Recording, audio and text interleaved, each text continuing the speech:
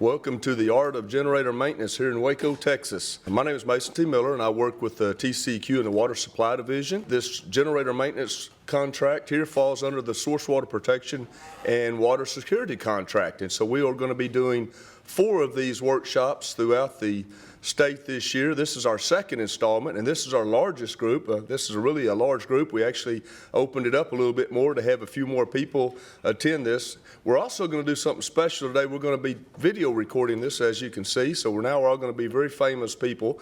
But we're going to use this for the rest of the year and even as time goes on as a training tool, and this is going to be available on the TCQ YouTube site. And so you'll be able to go in there and share this with your coworkers once we get this completed and edited. We're really happy to have all of you here today for this informative workshop. There'll be 2 more later this year, and we hope to have large crowds in those trainings as well. Thank you again for being here. I'd like to turn it over to Mr. Elston Johnson to lead us through the conference today. Thank you. All right. Thank you, Mason. Again, my name is Elston Johnson. I'll be walking us through, be moderating today, the workshop. We have a lot of good information for you. And so we're doing this as part of back in 2021 when we had Winter Storm Uri. After that, the agency, TCQ, did an after action report. And one of the issues that was brought up in the survey that was conducted, as well as some of the roundtable discussions, was the lack of knowledge of maintaining your generators. And so as an effort to try to kind of close that knowledge gap, we put together this workshop. And so we're going to walk through first basic generator maintenance from a maintenance provider. Also, the other issue that was brought up during the after action report was needing more coordination between emergency services and water utilities. And so we'll have a discussion, panel discussion on that. And then later we'll have a demonstration of generator maintenance after lunch out in the parking lot. And then we'll hear from the representatives from the Public Utility Commission and the Texas Division of Emergency Management to talk about their requirements and their program. So to give you guys as much time on the real stuff, the meat of the presentation, or meat of the workshop, which is generator maintenance, I'm going to turn it over to Mr. Nick Newell. And before I do that, I'll give you a little information on Nick. He is a power generation specialist with Kesha Pierce Industries, or WPI. Been there 24 years. He's worked in various positions, both sales and technical. He covers the Southeast Texas area and has expertise in a lot of areas, but including water and wastewater applications of generator and backup power. So with that, take it away, Nick. Thank you, Elston. My name is Nick Newell. I'm with Waukesha Pierce Industries based in Houston, Texas. We operate in all of the lower 48 states here in the United States.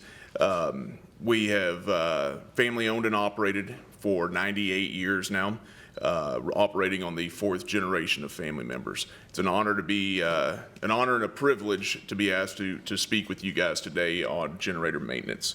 Essentially, at the end of the day, we do have a PowerPoint presentation here. I will stray off of that into some conversation points periodically. If you have any questions or if you'd like for me to back up, please let me know.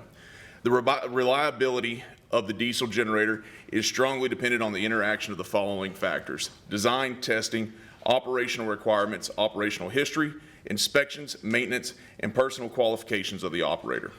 With that said, the intent of this is we know that you guys work heavily with power generation equipment as it is on your sites, but just to reiterate some key factors of that. What we're doing here is discussing the different fuel sources, different applications, proper sizing, proper maintenance and operation. Aging of a mechanism for emergency diesel generator. Operation, how long can a unit operate safely, reliably, and so on, whether it be the fuel source, whether it be the general mechanics of the componentry. Water, fuel. We run into fuel reliability on a diesel gen set that needs to be maintained, monitored, and so on and so forth. Dust, humidity, corrosion, chemical attack. Some of our applications are in corrosive environments, in which that's something that it needs to be monitored so that we in turn create or maintain the reliability of the piece of equipment. The overall availability of a facility is no greater than the weakest link. Human error is the single biggest reason for mission-critical facility failures, inadequate budgeting for training of personnel, and the development of coherent and consistent procedures. By that, if training is needed on a piece of equipment, there is only so far before we recommend that you have a factory certified technician for safety concerns that conducts maintenance and inspections on your equipment. Just guys that day-to-day work inside this equipment. They know how to do so safely and also know the failure points of a machine. Reverts back to reliability of the equipment. Knowing that machine, knowing the engine, the controls, the alternator, all the componentry in which folds into a completed package, our technicians know what to look for, what the most common failure points are in order to increase the reliability of your equipment. Training. If training is needed, if you're not familiar with a piece of equipment, raise your hand. We are happy to help to ensure safety and reliability of your equipment. Chain is only as strong as the weakest link in the reliability of a chain. What we're discussing in this slide is the system design. That's the engineer. Whenever your plants, stations, whatever you'd like to refer to them as whenever they are designed, it is designed to be as reliable as possible. But we also like to work hand in hand with the engineering community to ensure that we get you everything from the correct sizing of the unit so that we don't undersize a machine or oversize a machine, as well as ensure that you have the accurate and correct bill of materials on that machine. By bill of material, may be anything from you're in a corrosive environment, going with an aluminum enclosure on the machine versus a steel. Aluminum being corrosion resistant will last longer because you don't want a unit in which will operate mechanically and function properly electrically, and then in turn have an enclosure that is rusting away due to a caustic or corrosive environment. Product design kind of folds back into the system design as well. All falls underneath the OEM blanket.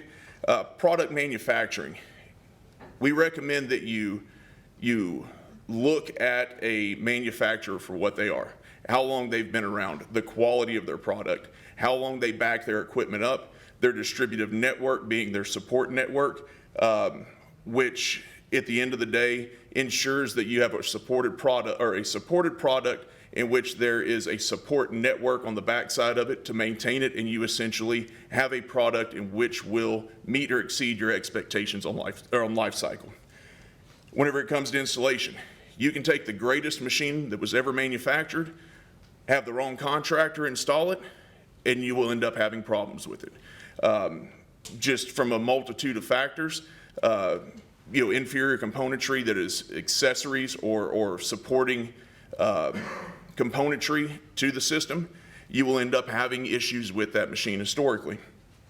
And then once again, I've reiterated or mentioned this a few times, supporting dealer and end user, the training and service and maintenance. Training on to a level in which is safe for the plant operators to maintain that machine, to inspect, things to look for, is something that we pride ourselves in doing at the point of delivery or the point of startup of the equipment or point of commissioning. The training will take place from as simple as fluid checks or things to look for on a specific package in which we want to catch if there is an issue prior to actual operation, preventative maintenance. And the end user, we want to make sure that you are happy with the equipment that you have there, that our support on the backside from technicians for service and maintenance and so on are absolutely imperative to keep a machine reliable. Consulting engineer's role. We touched on this for just a moment. It's the design of the system.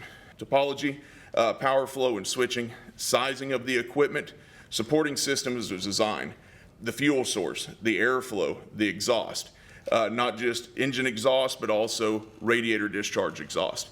The location of the equipment, is that unit located in the best place on the piece of property for reliability? Good awareness of all available technologies to make sure that you aren't buying a generator that has technology in it that isn't going to be applicable to you, that could cause reliability or user friendliness of the equipment being overly technologically advanced for your application.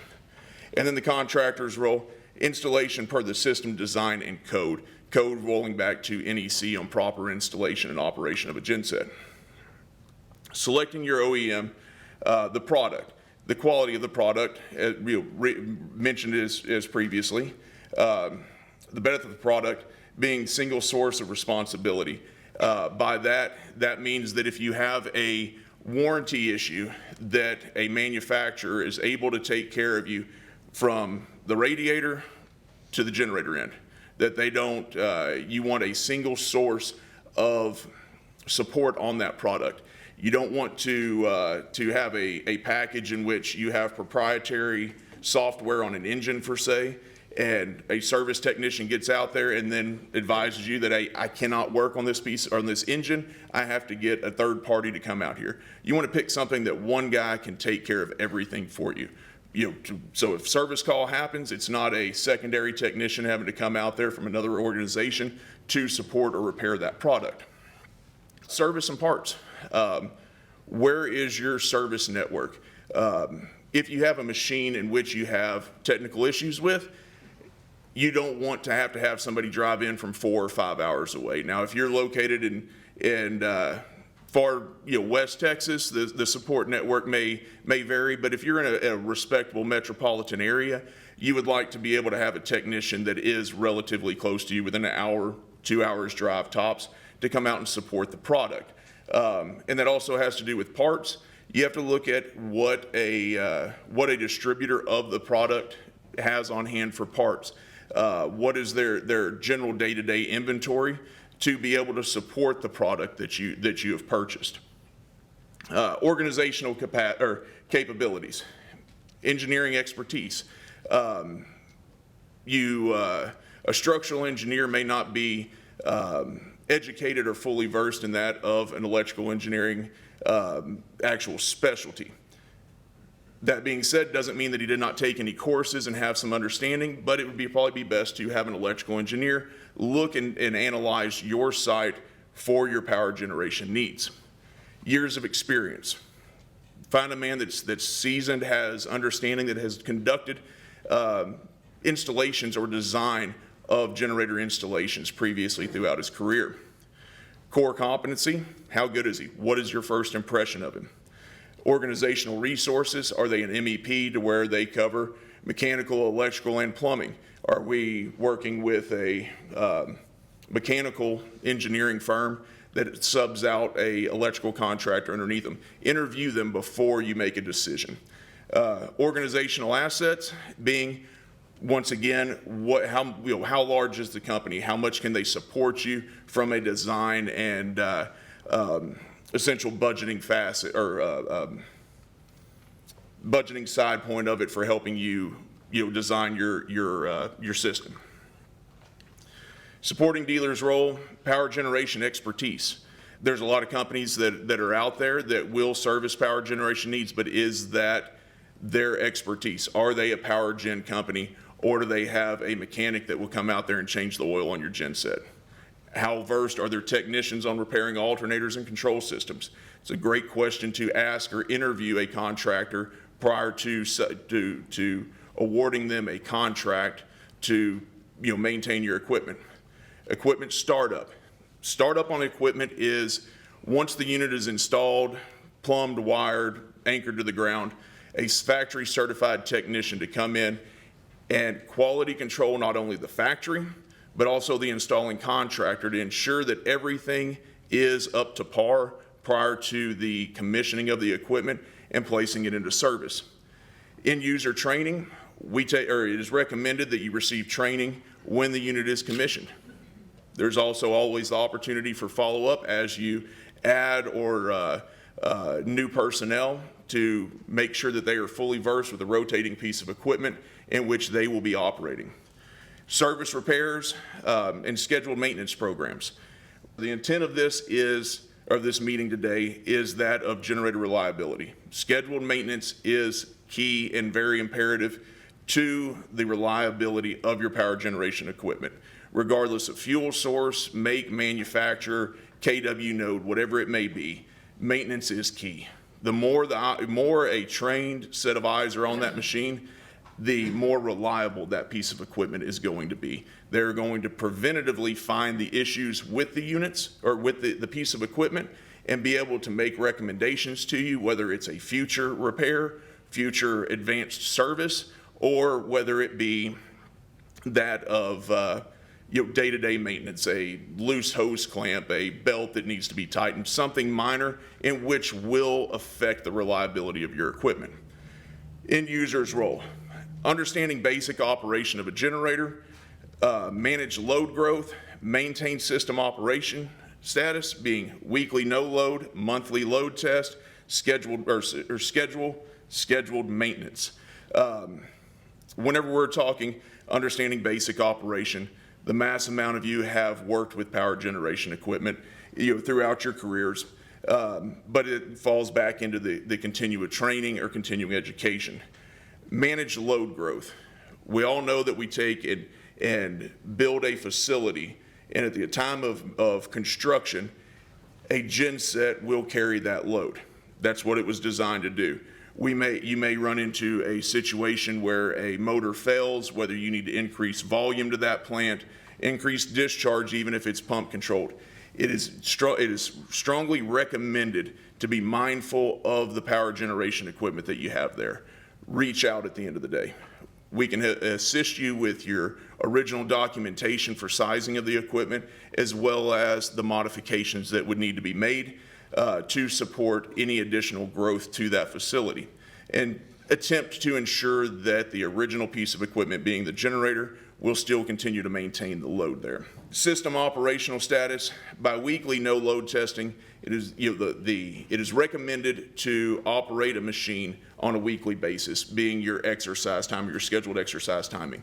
This does not necessarily need to be done with load. This can be done just essentially to bring the unit fully up to operating temperature, get the fluids flowing through the machine, and just mechanically operate the unit. Ensure that it's running properly, making power, no funny noises, anything of that nature. A monthly load test would be that of building load or connective load. That you can program a lot of transfer switches this day and age, that on Tuesday at 2 o'clock is going to be your standard exercise time. Every third Thursday, for example, at 2 o'clock, it will transition over to generator. So whenever your generator goes to exercise, the system knows this, it's programmed into it, the transfer switch will transfer, and you're applying load to the gen set. You're going to burn a little bit more fuel. However, you are going to ensure that that unit is reliable enough to, one, start on its exercise time whenever it's called for, but secondly, also carry your connective load, which is your intent of having a generator there. Also applies the load to the machine. If we run into a electrical issue, mechanical issue, that additional intensity of the load will generally, you will find your issues with the machines at that time. MTBF, mean time between failures. If you operate a machine, you're going to have a failure. If you never operate it, it's never going to fail. However, if you never operate it and it never fails, is it going to operate properly when you need it? When you lose utility, whether it be an ice storm, a hurricane, tornado, this day and age, overload of the grid in general, that we're called to go on to generator power, or required to. It is key to, once again, maintain a machine to ensure that it is going to operate and minimize the number of failures that you have. Estimated during product design. Whenever a machine is designed and manufactured, it is a man-made piece of equipment. It is going to fail. It is going to break at some point. A manufacturer designs a machine knowing this, trying to minimize the amount of failures that a machine could have, but they know that it is inevitable that it will eventually happen. A manufacturer will in turn estimate how many hours they can get out of a machine prior to a failure point with proper maintenance. This is done mainly by calculation. However, it's an estimate. That's where prototype testing comes into play. If you go to replace a machine, if you are adding a new machine, expanding a plant, whatever it may be, insist upon receiving a prototype report. It's a test report that will show you how many hours a unit, the initial prototype of that package, once it was manufactured, how many hours that unit ran before they had a problem with it and before they officially released it to the market, to the consumer grade market, to ensure and to reassure the consumer that they are receiving a quality piece of equipment. Calculated for mature products. It's field data. Once they place the machines into service throughout the country, wherever they may end up, they are monitoring that equipment, how many hours it is operated, how many failures they've had on a particular component, whatever it may be. They bring this data back into engineering to ensure that they can put out a quality product. It's field testing at the end of the day. Meant for use with high volume, a repairable product. This falls back to a previously mentioned comment of reliability of a machine. You know, how many has that manufacturer placed out there? What is your support network? What are the readily available parts for that unit? You may be able to save a buck and buy a machine that was manufactured overseas. However, are there parts readily available for that unit here domestically in the States within a respectable time frame to be able to repair a product in which you have? It is very imperative that be followed through with, in my professional opinion. Definition of a failure. Anytime the generator system is unable to start or carry a load, excluding scheduled maintenance. The highest common points of failure on a machine, 99% of times, is a dead battery. As simple as it sounds, it's a battery charger that has failed. A battery has exceeded its lifespan or its estimated lifespan, or it could be as simple as the circuit breaker that powers the battery charger was tripped offline and it wasn't caught, and then there's a failure. We get a service call that generator won't start, try to run down some diagnostics over the phone, technician makes it out there, turns a breaker on, replaces a set of batteries, has the unit up and operational. It is that, in my professional opinion, that is the most common failure point of a unit. What MTBF really means, running the numbers. A supplier shows a picture of a generator system. Literature, submittal package indicates 200,000 hours based on 20,000 units. The scope of the 200,000 hours is not defined. Essentially, it's a mathematical formula that states 8,760 hours in a year, 200,000 hours divided by the 8,760 hours in the year, essentially means that they have 22.83 years of operational time with a product in the field. That is not likely to be able to have a newly manufactured machine, but what they're referring to is the volume of equipment which they have in the field, which they have operated this many hours, or the designated amount of hours prior to a, not necessarily a catastrophic failure, but a routine failure. Can you expect a genset to last 23 years without failure?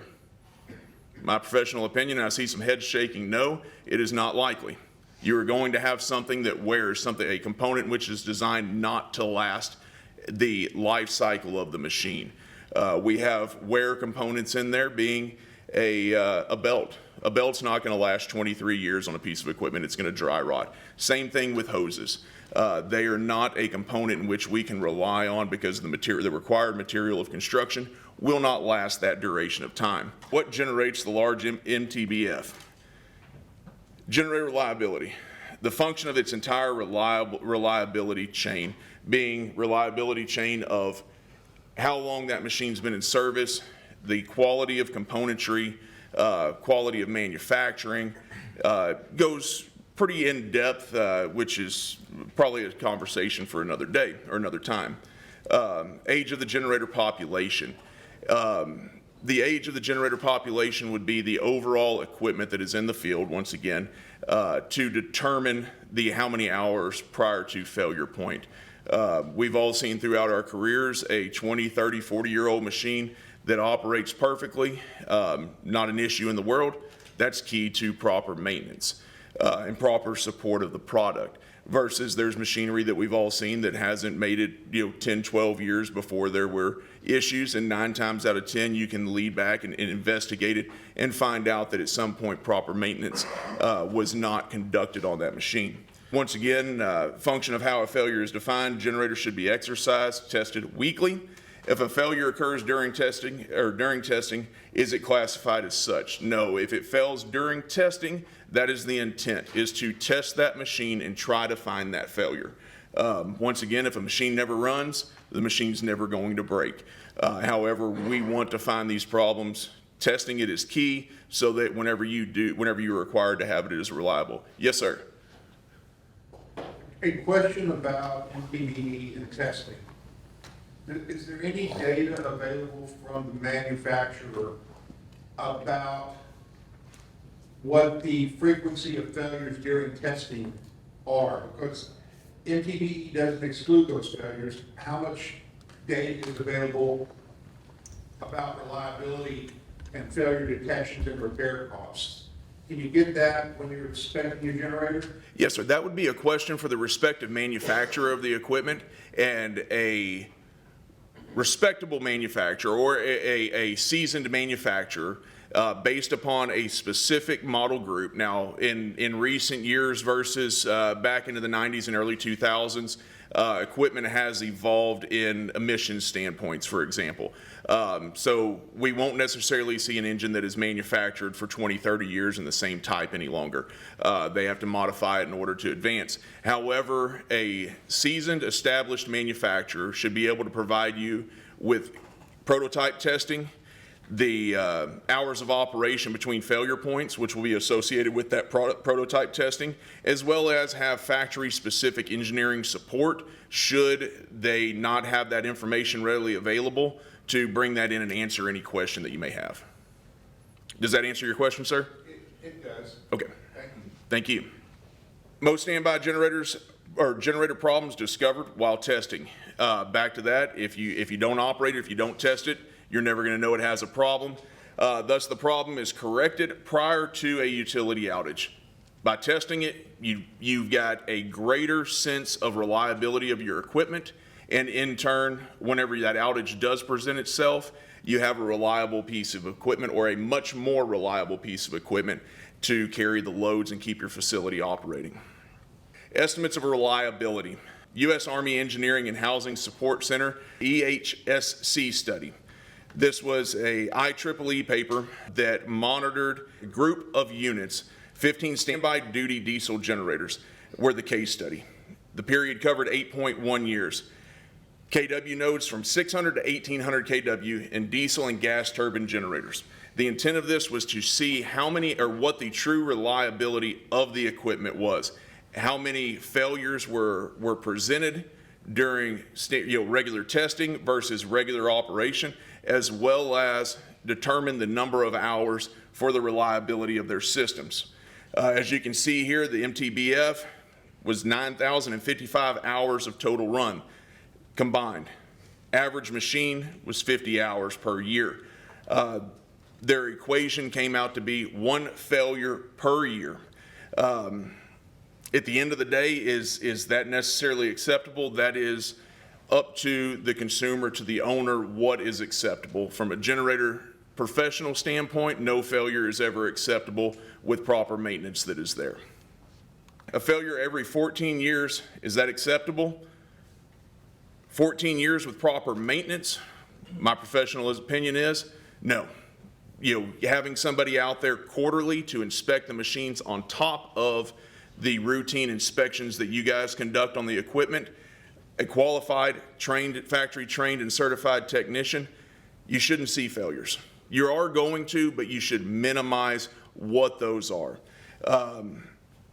By preventative maintenance, once again, we roll back to the batteries, belts, hoses, any other coolant leak that may be there, corrosion on electrical connectors, so on and so forth, the things that are not expected for a facility operator to be checking for. The qualified and trained technicians will look for those issues in order to curve them and correct them prior to there being a failure. Paralleled system reliability.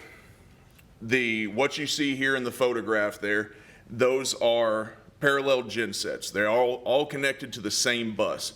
With one generator, let's take for an example a large wastewater treatment plant, connected load or connected generators. We're going to go with 2,000 kW of worth of power generation equipment. Your load, let's say it's 1,300 kW. The system was designed for future growth or potential expansion of the facility.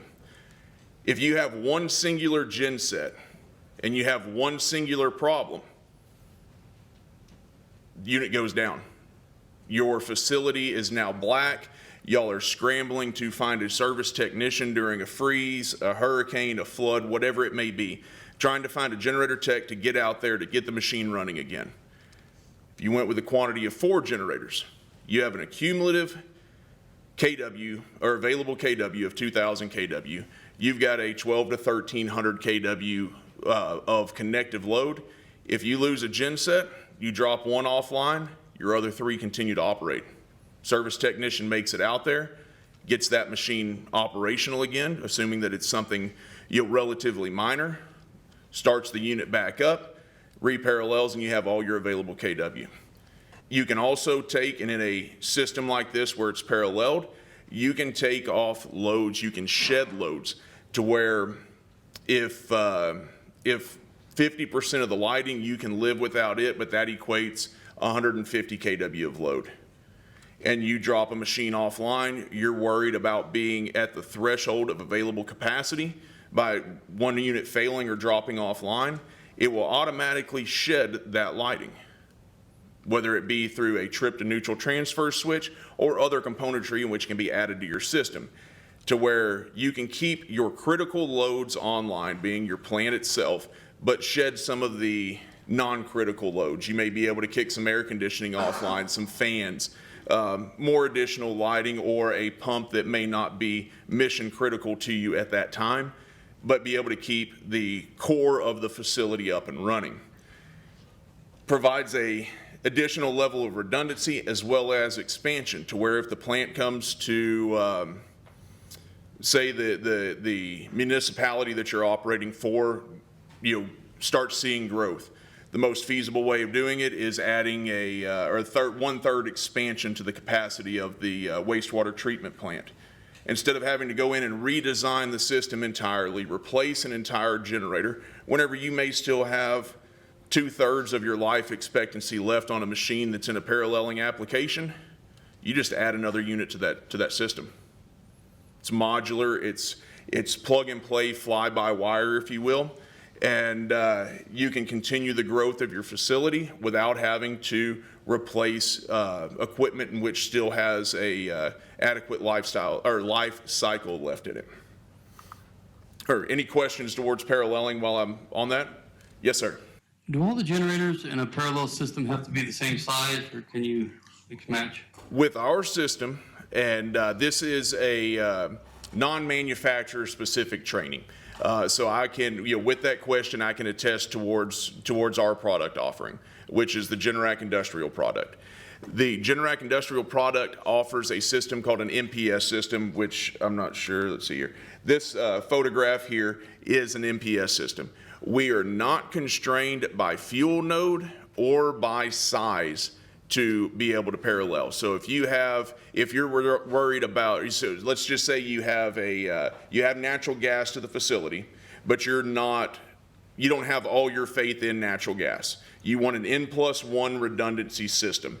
We can take and set the same size generator, but a diesel unit right next to it if there's a potential for fuel interruption on natural gas, to where you've still got 500 kW worth of available gen set there with an alternate fuel source. But we can also take and parallel, as long as, should say that the voltage needs to match.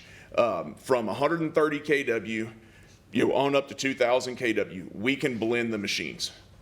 So if initially you started out with let's say a 500 kW, and then you expanded, you need to add 750 kW there. We can set a 750 next to it, or 200, 300, whatever it may be. Yes, sir. Any other questions? Is that not a common practice to have that capability exist where I can have different size generators feeding a substation that feeds the plant? So most all manufacturers have a system that is similar to this today. There are still some that rely on a traditional paralleling system, which is a big, large bank of switchgear, versus this system here. To go in a little bit more technical on the engineering side point of it, it's referred to as an MPS, which is modular paralleling system. The paralleling equipment is integrated into this genset. So we can see older plants that have the older system, and most older plants will be designed with the capability of running parallel different sizes. Yes, sir. So that's where the newer plants are adapting to. A lot of them. There are still a lot of them in your larger facilities that are paralleled. Are in a traditional paralleling style, if you will. But by this system here, it has a cost savings that you don't need the building to house the switchgear. You don't need the switchgear. You need a common bus for larger KW nodes and your transfer switches. Thank you. Yes, sir. Any other questions? All right. Engine. OEMs invest heavily into the process of engine evaluation and selection, modification. By engine evaluation and selection means choose the best engine. What engine can handle the duty cycle, the expected run hours over the life cycle of that piece of equipment, and as well as support it. Not every manufacturer manufactures all of their engines in-house. They are subbing out to where it may be they work with an engine manufacturer, per se, that is providing them with engines. But you don't, at the end of the day, you want to verify that is a supported product. Does that generator company have the software to be able to dive into the latest and greatest engines that are electronically controlled? And then just make sure that it is a name brand quality engine at the end of the day. Something that you've heard of, something that does have regional support to your area. Modifications. By modification, it means, is that engine from its respective factory with its baseline design, does that engine go into that gen set with zero to minimal modification? Or is it one in which requires a great deal of modification to go into that application? A engine that will work in that application, in my professional opinion, is the best engine that you can go with. You start heavily modifying a gen set or an engine, that's more components that are added to the machine in which may not be factory supported componentry, and it'll be essentially a custom order or a custom modification. And then you run into availability, which we touched on earlier, and in turn, availability questions your reliability as well. Engine selection determines product or viability, performance ratio, cost. What is by selecting the right engine, what is that engine's performance characteristics? Is it from fuel efficiency to horsepower curves to torque curves and so on? Is that what is the performance of that engine, and how does that correlate to the cost? You can take the best engine on the market, performs the best in that application for, let's say, a 400 kW gen set. However, to get those performance characteristics, do they exceed the designed intent of a 400 kW machine? And what is the cost that it comes with to go with this all-around engine versus an engine that meets the criteria specifically of that KW node? The engine is the most costly component of the gen set. Reason being, it has the most moving parts in it. It's generally the heaviest piece of equipment that goes there, or that goes into the system, creating the gross weight of the unit, as well as ancillary componentry that is attached to it in order to keep it operational. In a nutshell, it's enough components go into the machine that we've all, most all of us have seen the inner workings of an engine, intentionally or unintentionally, and we understand why that would drive the cost of the package. Engine modifications, touching on this again with a diagram. OEM design and the specific parts are in red. So what you have here is you have an automotive derivative V8 engine. The components in which are added to that unit in order to make that engine operational in the application of a gen set are everything that you see here in red, from intake manifold, carbureting system, air cleaner, distributor, exhaust manifolds, and so on. Those are items that have to be added in order to make it work, but any engine is going to be that in that manner. The question is what is the support of those components? Engine reliability. Is the engine the most critical element? The answer to that is no. Genset supporting system is the most critical elements. Why? Standby power application engines have limited run hours. Being that, as you all know, there's some of the units that you have in the field, you go open the door, that unit may have been there 10 or 12 years. I've seen units that didn't have 150, 200 hours in that time frame. I've seen units that were 20 years old that didn't have 500, 600 hours on them. They were falling apart from the outside in at the end of the day. However, that's the application of it. We have the machine there for the emergency. Yes, sir. You just mentioned that just now. Sometimes it has to do with weather heating and also the plant of hydrogen sulfide and methane and everything around it, because last couple of years TRA went to water chiller because we used to have air conditioner units, and that all of that just ate it up. Yes, sir. Yes, sir. Aluminum. So that's what you just mentioned. Yes, sir. So that would be, fall into picking the right bill of material, the right components, specifying the unit, to the correct application. In the case of that, where you have high hydrogen sulfide, other corrosive environment, aluminum enclosure. Also ensure that you have some type of powder coating. That has almost become the 100% industry standard, but powder coating seals up the material at the end of the day. Over the course of 20 years, we don't know how that's going to hold up specifically. However, it will give the unit the best chance at meeting or exceeding the life cycle of the completed package. With the limited run hours, engines generally are not your failure point. The keys to engine reliability: OEM expertise, being your manufacturer or your distributor of that product.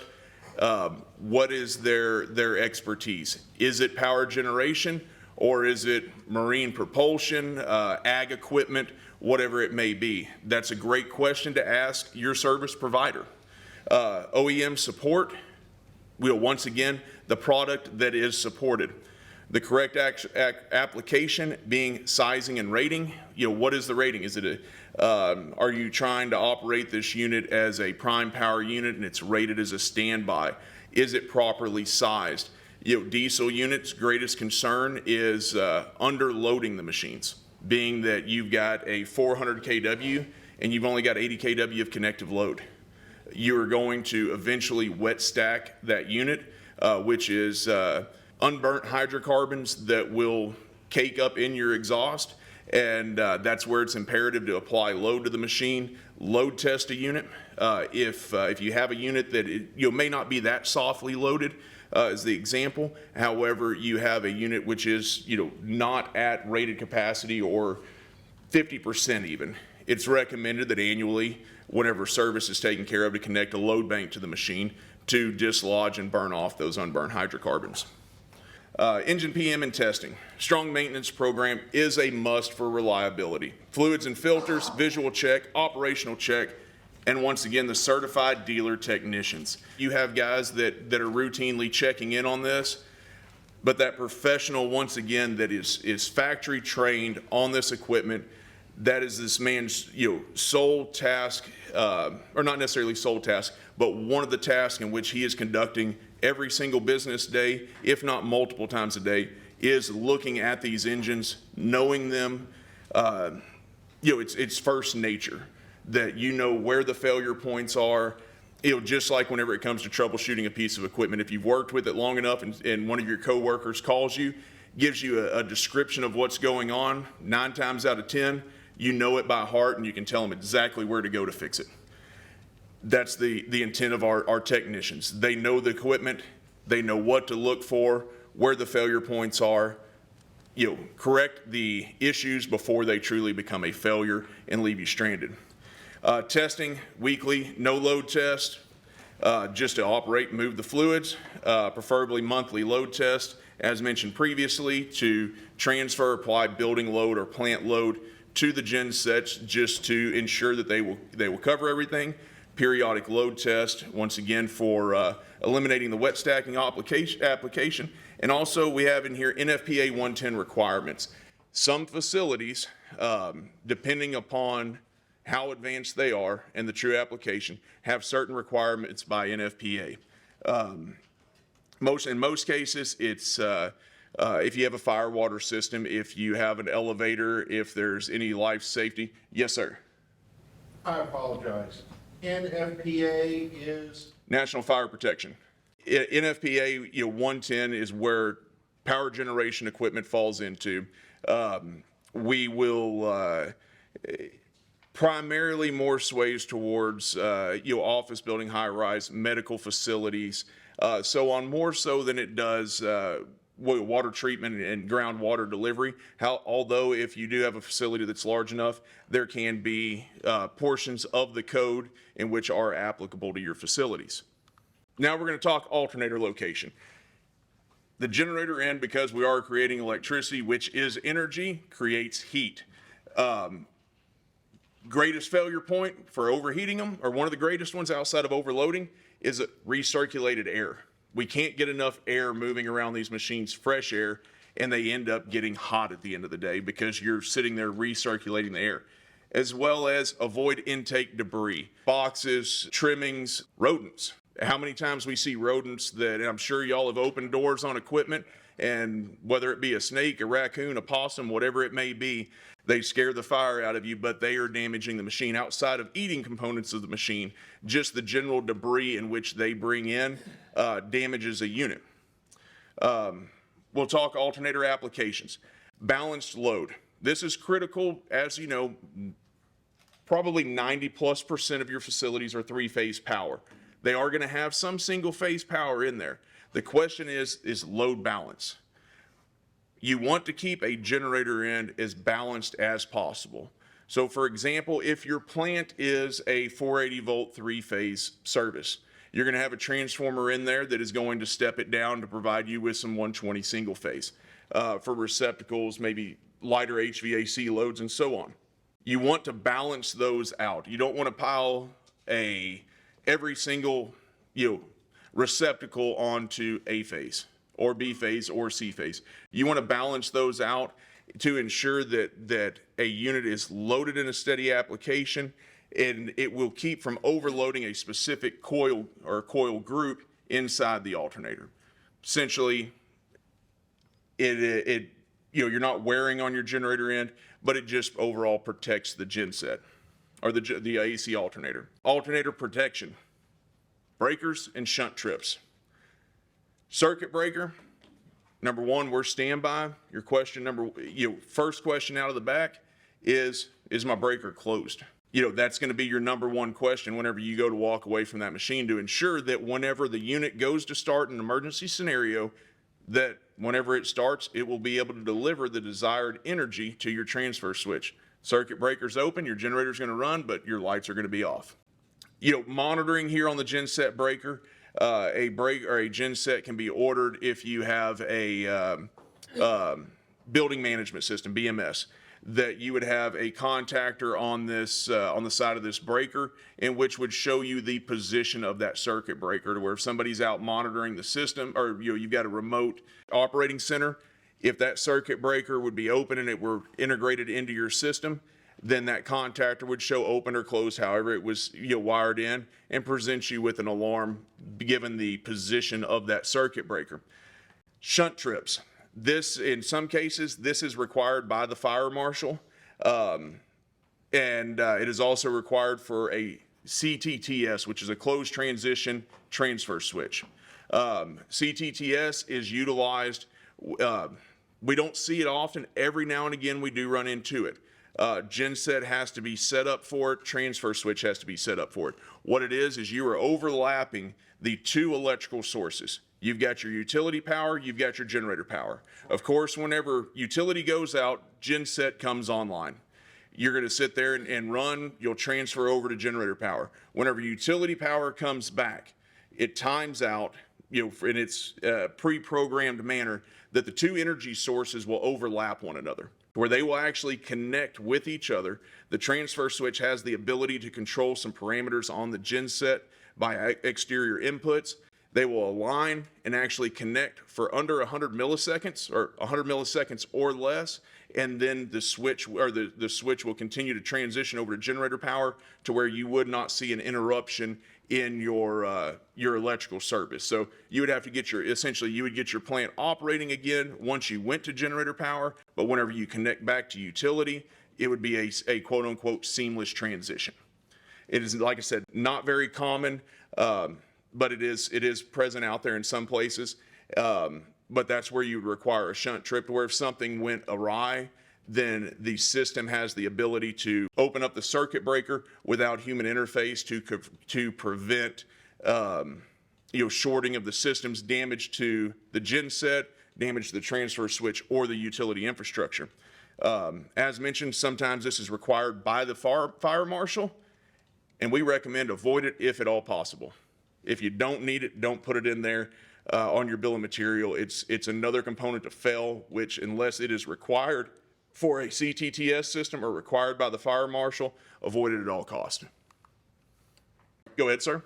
Yes, sir. Going back to the generator testing, is there a certain amount of time to conduct, a generator test, like a minimum amount of time, or? It's a professional opinion at the end of the day. 20, 30 minutes, in that neighborhood. I see some clients that run them 15 minutes, but there's also the case of local AHJ, depending upon where you are located at, in which can have stipulations upon the operation of a genset in a non-emergency environment, whether it be noise pollution or exhaust emissions, that they can require you to operate only in certain times for exercising. And that's worth checking in with your local municipality to ensure that you're compliant. But my professional opinion would be a half hour once a week ensures reliability of your equipment. So on the fuel system, a bifuel system is a diesel engine in which has the ability to introduce natural gas into the fuel stream. Once a unit hits a baseline load of its design parameter, we'll just go with 30% for a good measure. Then that the controller in the system will start introducing natural gas into the airstream of that engine, the intake stream. The unit's RPM, and it's a small amount of gas, as they pick up, the governor controller will start reducing the amount of diesel in which is introduced into that engine. In turn, you're on board. It will not run 100% on natural gas, but it offsets the amount of diesel that the unit burns, and extends your run hours. And there's another slide here in a moment. We'll discuss it a little bit more. Spark ignited engines, natural gas, LP vapor, LP liquid, or dual fuel, which is LP and natural gas. They have, both fuel sources have pros and cons, as we know, and we'll dig into that a little bit more as well. Going a little bit into the fuel system. Why a compression ignition engine being diesel? Lack of infrastructure. You don't have natural gas available. You're too large of a node for LP.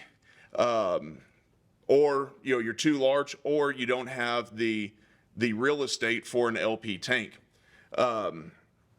There's a higher power density with diesel than there is natural gas. If you lined up a natural gas unit versus a diesel unit of the same kW node is going to be a smaller unit. It requires less liters of displacement to generate the same amount of horsepower. Better transient response. Transient response in everyday term is how fast an engine can recover, or a generator can recover, whenever a load is applied to it.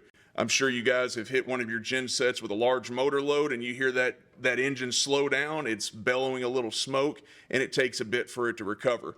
A diesel unit will accept and recover from those loads better than that of a natural gas unit. NFPA 110 requires on-site fuel. There are some changes and some exceptions to that in a few places around the country, but for the most part, it is on-site fuel storage if NFPA is applicable to your facility. Now we'll go into why spark ignited is is the preferred fuel source. Convenience. If you've got natural gas there, you don't have fuel to maintain. You've got a pipeline that comes in, you've got fuel to burn. As long as there's not an interruption in your service. Extended runtime. You're able to run that unit up to its recommended service interval before you shut it down. Versus diesel, if you run into a flood situation, as you mentioned earlier, sir, it depends upon how much fuel you have on site as to how long you can physically run. Environmental concerns with diesel fuel. You guys all work in the water industry on one end or the other.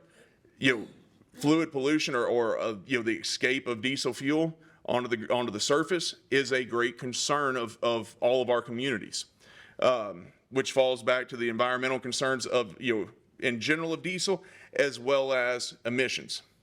Now we'll talk a little bit about bifuel. Do you have a question? Oh. Yeah, on some of your fuel storages, I guess it's still regulations to have a spill control and everything around that tank. It depends upon the local AHJ, sir. We can look at a few different facets, whether it be fuel containment. The older style was originally a single-walled fuel cell. Now, industry standard is a UL 142, which is a double-wall fuel tank with containment. And it will also have an alarm to where if you did get fuel in there, whether it's rupture or if a external fluid were to make its way into that containment, then it will have an alarm that will signal for you.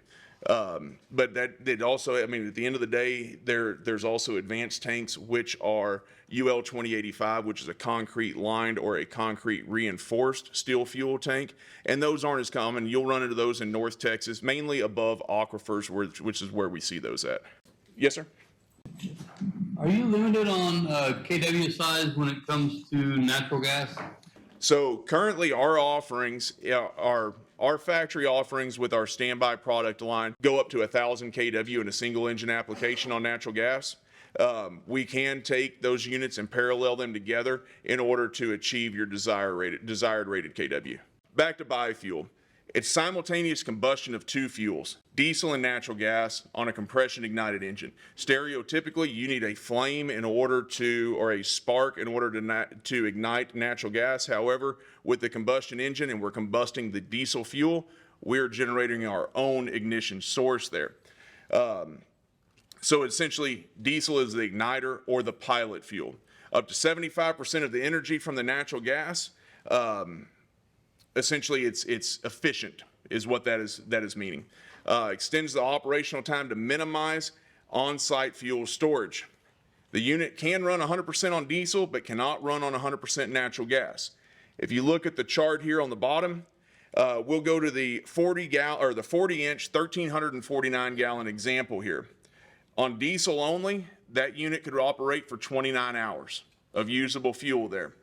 If we run it in a bifuel application, you can extend that to 94 hours. So that's a lot fewer fuel trucks out there. And I don't know how y'all experience your outages, whether they're routine, thunderstorm comes through and we see an hour or two or a half hour of generator runtime. But if we run into another ice storm, hurricane affects you, whatever it may be, having 96 hours of fuel there, that would take a lot of stress off of me if I were in your shoes. Concerns with natural gas. Supply reliability. As you get into East Texas, for example, pine trees, not a well-rooted tree. Pipeline runs through there, a distributive pipeline.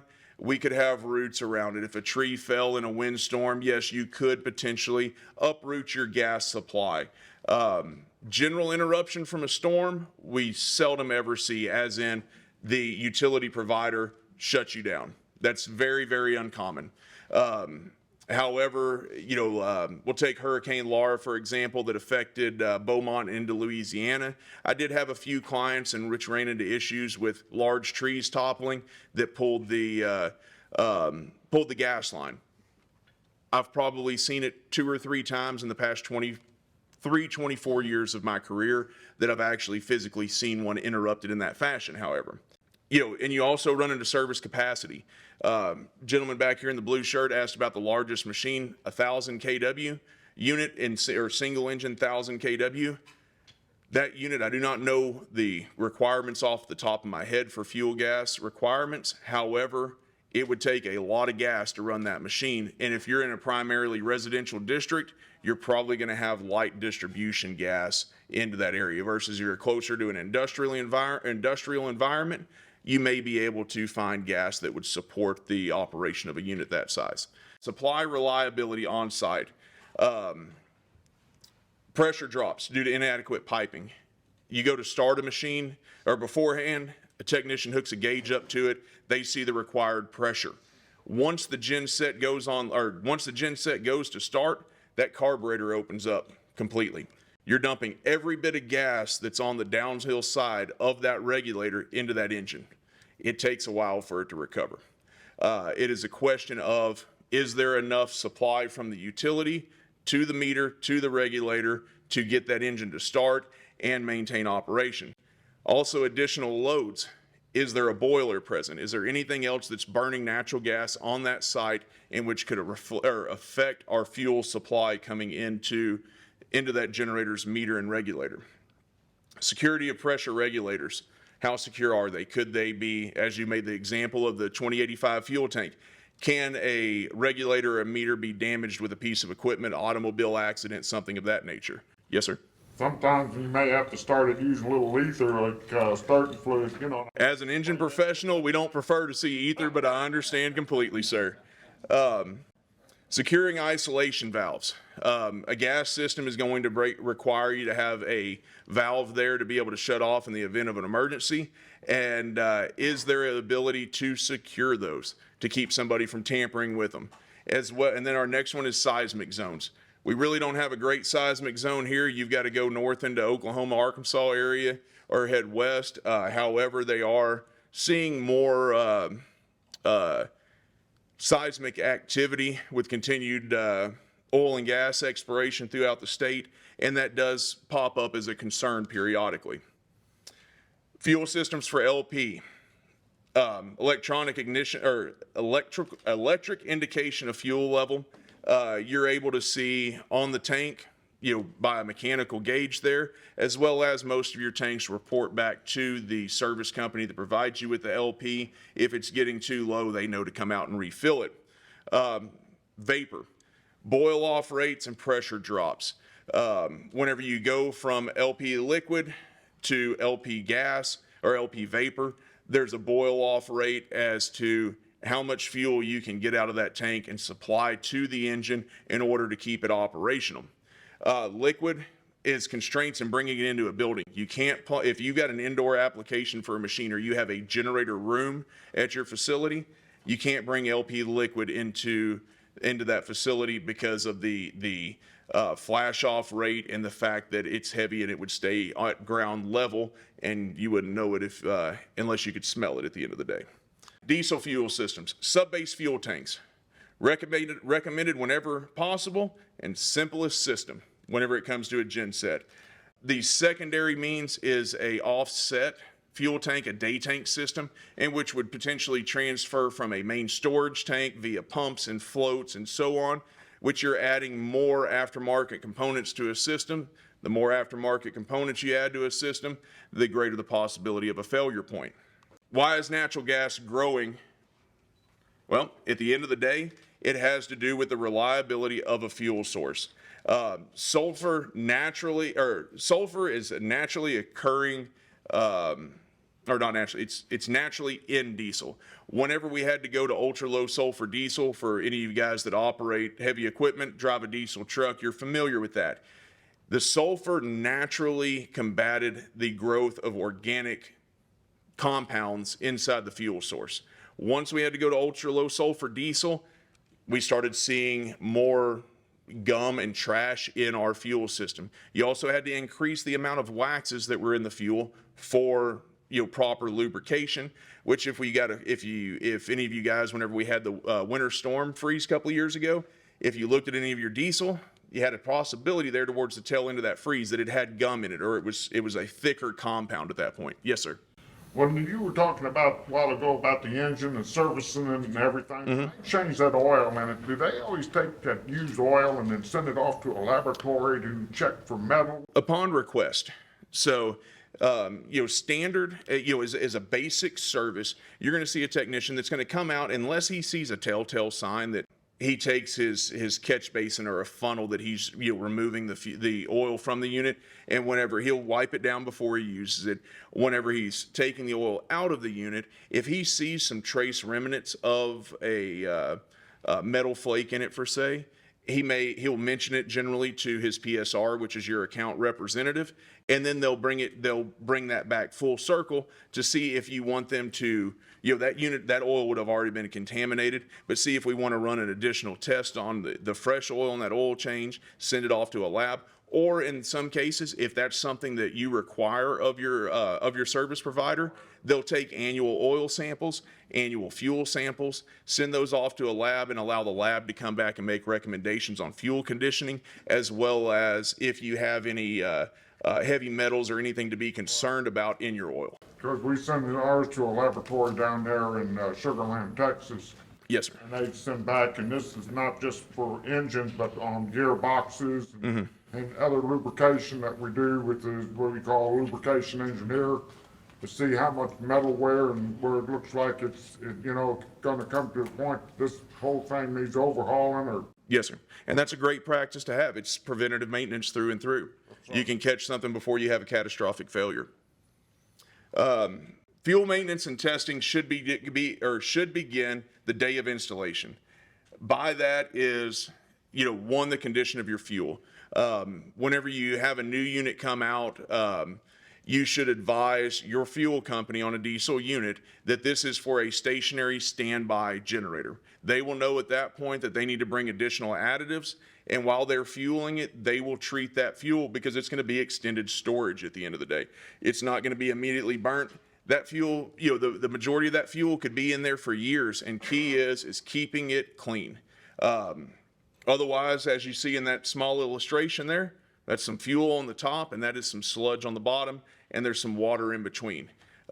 Sludge and water do not combust and operate, and they love trashing filters, and filters are expensive. Fuel must be consumed or cleaned. By this, if you're looking at how much fuel you have burnt, you look at, we'll use a 500 kW gen set, for example. If that unit's only burning 40 or 50 gallons a year, it is a great practice to have somebody come in there and polish your fuel. You'll end up with the sludge that you see here on the bottom of this example is an algae. That algae will end up growing on the side of the tanks, on the inside of them, I should say. And without getting in there and physically removing that sludge, it's impossible to get it off. You can treat it to an extent, you can filter it, but you really need volume in order to remove that off the side. And we have seen cases where tanks were not cleanable, to where they had so much sludge in them that it couldn't be removed. And then by the time you look at it on having a new tank manufactured, the age of the machine, what the cost would be to remove that tank, properly dispose of it in an environmentally friendly fashion, install the new one. The engine itself, the generator still had life expectancy to it. It had plenty of years left, but it was more cost effective to replace a machine, all because of the lack of preventative maintenance on your fuel. Preventative maintenance on your fuel being proper treatments, minimize the growth of the organic compounds, and then if they still continue to grow, fuel polishing, which is high volume flow, essentially at the end of the day, through a series of filters to remove as much of the contamination as possible. Why natural gas growth? The diesel limitations, ultra low sulfur diesel, more susceptible once again to microorganism growth, higher wax content, increased winter waxing, low solvency, decreased ability to dissolve injector deposits, and higher formation of peroxides leading to soluble gums. Example there of a cat cracker system and how it all works now to get us our different types of hydrocarbon products. Diesel fuel modes. Yes, sir. 5 minutes. 5 minutes? Wrap it up? Okay. Sorry about that. I warned Elston I may get carried away in my generator talk here. Natural gas growth is, the biomass, the gelling, and just continued failure points of diesel fuel. More failure points running out, NFPA 110, how much fuel is enough and how much is too much.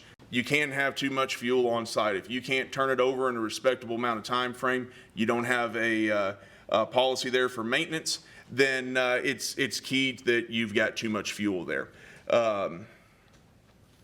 Bounce to the next one. Natural gas growth is purely associated with fuel transfer schemes. This is an example of the pump system for a day tank to transfer tank system. More components is not always the best. Kind of same things we've covered there. Day tank, main storage tank. Supply, site concerns is concerns for natural gas supply, reliability is the greatest questions. And folks, I think I've covered everything in here that remains. Are there any additional questions before we run out of time here regarding generator maintenance from my standpoint, generator reliability or fuel sources? All right. Well, I greatly appreciate y'all's time. I hope that my nervousness wasn't too much here, and I effectively provided y'all with any information. If I can ever be of assistance to any of you, please let me know. I'm happy to hand you a business card here before we depart. Thank you again.